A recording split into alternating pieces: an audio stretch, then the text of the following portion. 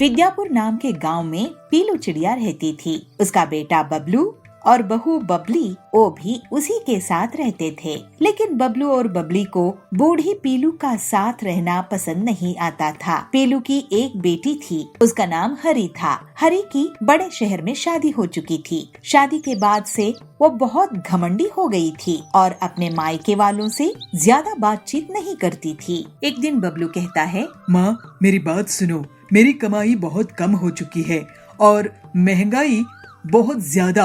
मैं तुम्हारा खर्चा वर्चा नहीं उठा पाऊंगा और गांव में हमारा कोई रिश्तेदार भी नहीं है जहां मैं आपको छोड़ कर आ सकूं। मेरी पूरी कमाई घर चलाने में ही चली जाती है। मुझे बच्चे होंगे तो उन्हें स्कूल कैसे भेजूंगा, ये भी मैं सोचता रहता हूँ। तुम ऐसा करो कि कुछ दिन हरी दीदी के यहाँ चली जाओ। तो पीलू कहती है, बेटा अपनी बेटी के ससुराल में माँ का रहना अच्छी बात नहीं है, लेकिन तुझे तकलीफ ना हो तो मैं ही ये तकलीफ उठा लेती हूँ। फिर पीलू अपनी बेटी के ससुराल चली जाती है। पीलू अपनी बेटी को कहती है, बेटी हरी, क्या मैं तेरे घर कुछ महीने रुक सकती हूँ? वो क्या है ना, बबलू की कमाई कम हो गई है तो वो मुझे तेरे यहाँ रुकने के लिए कह रहा है। तो हरी कहती है, अरे माँ, मैं तो अपने पति के साथ आज ही अपनी ननद की शादी में विदेश जाने वाली हूँ। मैं तुम्हें यहाँ कैसे रख सकती हूँ? पीलू ये सुनकर बहुत दुखी होती है।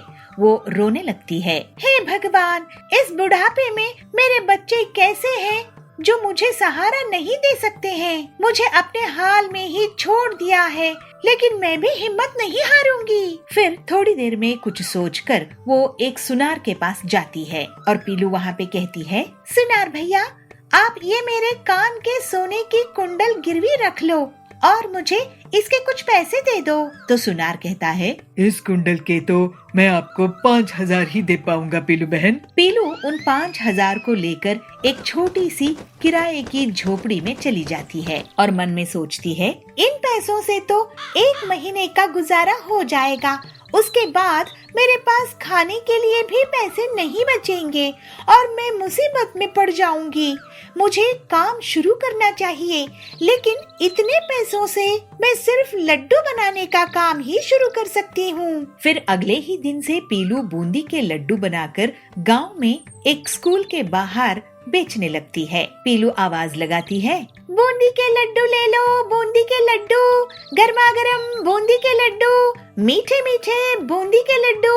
वहाँ पर सुंदरी आती है। बहन, बूंदी के लड्डू कितने की है? तो पीलू कहती है, सिर्फ 20 रुपए की 4। तो सुंदरी कहती है, मुझे पहले एक चखने के लिए देना तो। सुंदरी एक लड्डू खाती है और कहती है, वाह बहन, तुमने तो कमाल के बूंदी के लड्डू बनाए हैं। ये लो पैसे, मैं और भी लोगों को तुम्हारे पास भेजूंगी। गरीब को इतना स्वादिष्ट और अच्छा बूंदी के लड्डू नसीब नहीं होता है, वो सब बहुत खुश होंगे। घर लौटते समय पीलू को 2 गरीब चिड़िया मिलती है। पीलू उन दोनों चिड़ियों को भी बूंदी के लड्डू दे देती है। इस तरह से जल्दी ही पीलू की दुकान चल पड़ती है और उसके पास इतने ग्राहक आते हैं कि वो अकेले काम नहीं कर सकती थी। पीलू रोज बूंदी के लड्डू बनाती और 2 बूंदी के लड्डू उन गरीब चिड़ियों को दे देती थी। तभी वहाँ पे सुंदरी आती है और कहती है, सुनो पीलू चिड़िया, मैं इस स्कूल की प्रिंसिपल हूँ। स्कूल में रिपब्लिक डे सेलिब्रेशन होगा। आप हमारे स्कूल के लिए 500 लड्डू का ऑर्डर ले लो। ये सुनकर पीलू बहुत खुश हो जाती है और मन में कहती है, अब रिपब्लिक डे आने वाला है, बूंदी लड्डू लोगों को बहुत पसंद आ रहे हैं, लेकिन अब मुझे और भी लोग चाहिए।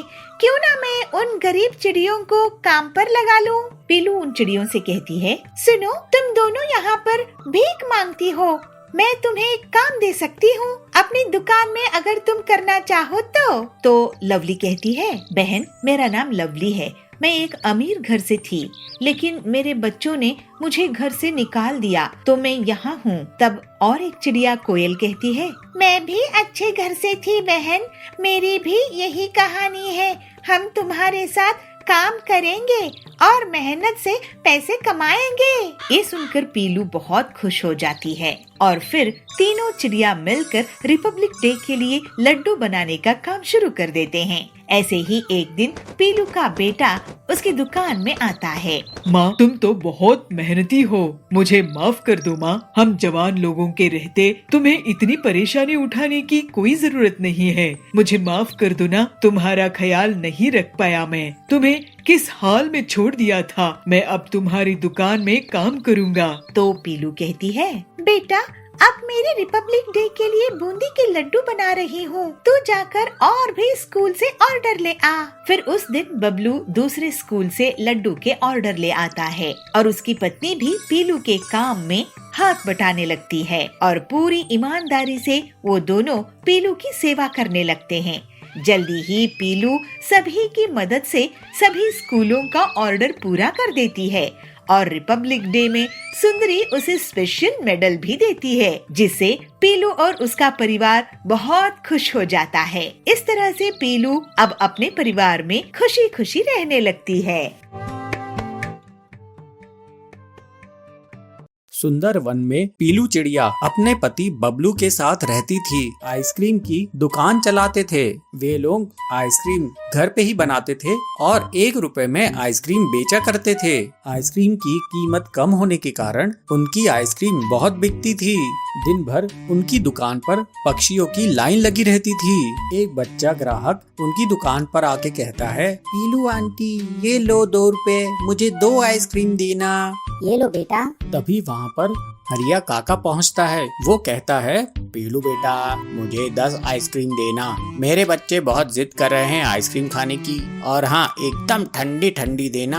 पीलू कहती है, हाँ हाँ हरिया काका, सभी आइसक्रीम एकदम ठंडी हैं। फिर पीलू 10 रुपए की 10 आइसक्रीम हरिया काका को देती है। इस तरह पीलू चिड़िया कम पैसे में ज्यादा आइसक्रीम बेचकर ज्यादा मुनाफा कमा रही थी। पीलू चिड़िया की दुकान के ठीक सामने कालू कौवा भी आइसक्रीम बेचा करता था। कालू बहुत महंगी आइसक्रीम बेचता था। इस वजह से जंगल के पक्षी उसकी दुकान में जाने से कतराते थे। बबलू और पीलू की दुकान पर भीड़ लगी देखकर कालू कौवा बहुत चलता था। एक दिन वो अपनी पत्नी सुंदरी कौवी से कहता है, वो देख सुंदरी, दिन भर बबलू और पीलू की दुकान पर पक्षियों की लाइन लगी रहती है और हमारी दुकान की तरफ कोई देखता भी नहीं है। जब से इन लोगों ने 1 रुपए की आइसक्रीम बेचनी शुरू की है, हम लोगों का धंधा तो एकदम चौपट ही हो गया है। कुछ समझ नहीं आता है कैसे अपनी दुकान पर पक्षियों को बुलाऊं। सुंदरी कहती है, तुम क्यों बेकार में चिंता करके अपना खून जला रहे हो? मेरी मानो तो तुम भी 1 रुपए वाली आइसक्रीम बेचना शुरू कर दो। लेकिन सुंदरी, हमें आइसक्रीम बनाना कहाँ आता है? सुंदरी कहती है, अरे जी, तुम शहर से केमिकल वाली आइसक्रीम ले आए ना। हम 1 रुपए में 2 आइसक्रीम बेचा करेंगे। इतनी सस्ती आइसक्रीम बेचेंगे तो जंगल के सारे पक्षी हमारी दुकान में आएंगे। अगले दिन कालू कौवा शहर में जाकर केमिकल से बनी हुई आइसक्रीम का एक बड़ा सा डब्बा लेकर आता है और दूसरे दिन से वो अपनी दुकान में उसे बेचने लगता है। आइसक्रीम ले लो, आइसक्रीम, रंग बिरंगी आइसक्रीम, 1 रुपए में कई सारे फ्लेवर वाली आइसक्रीम। उसकी आवाज सुनकर बबली चिड़िया वहाँ पहुँचती है और कहती है, अरे कालू अंकल, क्या आप भी आज से 1 रुपए वाली आइसक्रीम बेच रहे हैं? कालू कहता है, हाँ बबली, मैं भी अब से 1 रुपए वाली आइसक्रीम बेचने लगा हूँ और मेरे पास बहुत सारे फ्लेवर्स हैं। तुम्हें कौन सा चाहिए? बबली कहती है, अंकल जी, मुझे मैंगो फ्लेवर्स की 2 आइसक्रीम देना। कालू कौवा बबली को मैंगो फ्लेवर की आइसक्रीम देता है। आइसक्रीम खाकर बबली कहती है, वाह अंकल, ये आइसक्रीम तो बहुत टेस्टी है। मैं अपने और दोस्तों को लेकर आती हूँ। आइसक्रीम के बहुत सारे फ्लेवर होने के कारण कालू कौवे की दुकान चलने लगती है।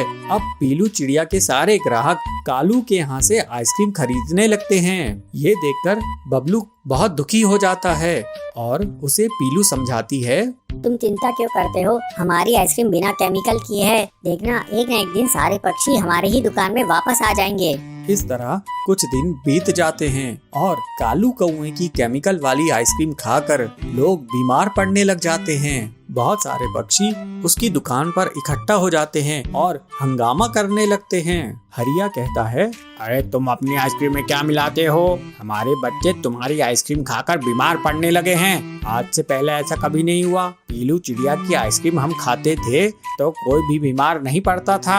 हम तुम्हारी कंप्लेन पुलिस में करेंगे। ये सुनकर कालू डर जाता है। वो कहता है, नहीं नहीं, मेरी कंप्लेन पुलिस में मत करना। मैं अब से आइसक्रीम बेचना बंद कर दूंगा। मैं ये आइसक्रीम शहर से खरीद कर लाता था। मुझे नहीं पता था कि इसमें केमिकल्स मिले हैं जिससे बच्चों की तबीयत खराब हो जाएगी। फिर कालू कौवा केमिकल से बनी हुई आइसक्रीम बेचना बंद कर देता है और पीलू और बबलू की दुकान फिर से चल निकलती है।